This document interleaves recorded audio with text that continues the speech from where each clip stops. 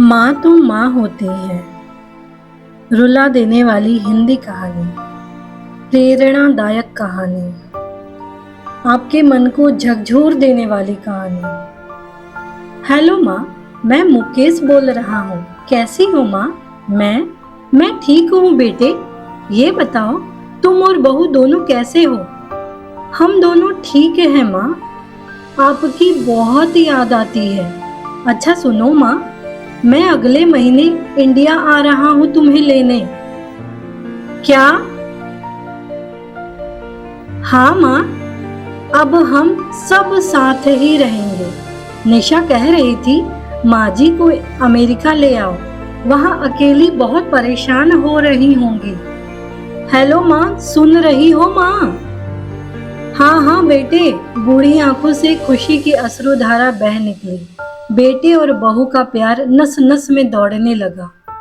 जीवन के 70 साल गुजार चुकी जानकी ने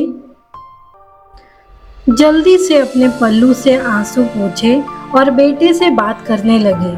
पूरे 2 साल बाद बेटा घर आ रहा था। बूढ़ी जानकी ने मोहल्ले भर में दौड़ दौड़ कर ये खबर सबको सुना दी। सभी खुशी से थे कि चलो बुढ़ापा चैन से बेटे और बहू के साथ गुजर जाएगा। मुकेश अकेला आया था। उसने कहा कि माँ, हमें जल्दी ही वापस जाना है, इसलिए जो भी रुपया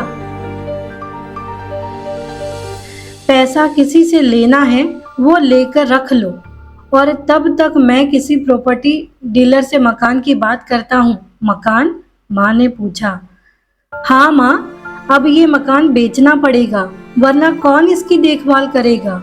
हम सब तो अब अमेरिका में ही रहेंगे। बूढ़ी आंखों ने मकान के कोने कोने को ऐसे निहारा जैसे किसी अबोध बच्चे को सहला रही हो, और औने पौने दाम में मुकेश ने मकान बेच दिया। जानकी देवी ने वो जरूरी सामान समेटा जिससे उनको बहुत ज्यादा लगाव था।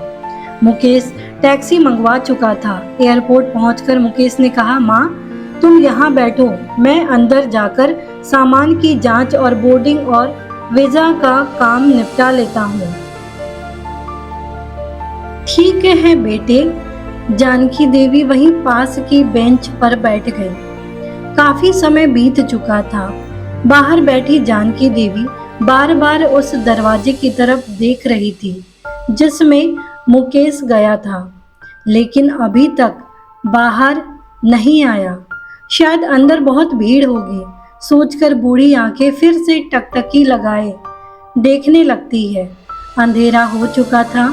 एयरपोर्ट के बाहर गहमा गहमी कम हो चुकी थी। माँ जी, किससे मिलना है? एक कर्मचारी ने वृद्धा से पूछा। मेरा बेटा अंदर गया था टिकट लेने, वो मुझे अमेरिका लेकर जा रहा है, जानकी देवी ने घबराहट के साथ उत्तर दिया। लेकिन अंदर तो कोई पैसेंजर नहीं है।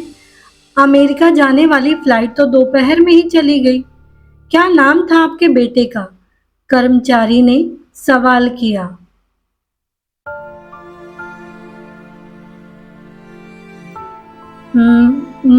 मुकेश। माँ के चेहरे पर चिंता की लकीरें उभर आई। कर्मचारी अंदर गया और कुछ देर बाद बाहर आकर बोला, माँ जी, आपका बेटा मुकेश तो अमेरिका जाने वाली फ्लाइट से कब का जा चुका। क्या?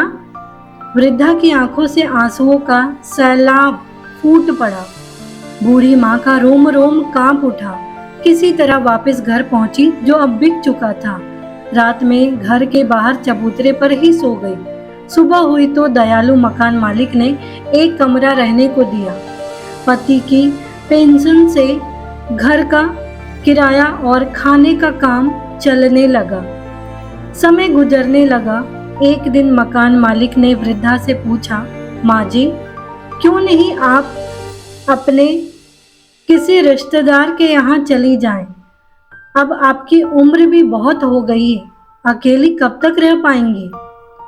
हाँ, चली तो जाऊं, लेकिन कल को मेरा बेटा आया तो यहाँ फिर कौन उसका ख्याल रखेगा।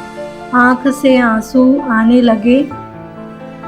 और दोस्तों, हमें कभी भी अपने माँ बाप का निरादर नहीं करना चाहिए।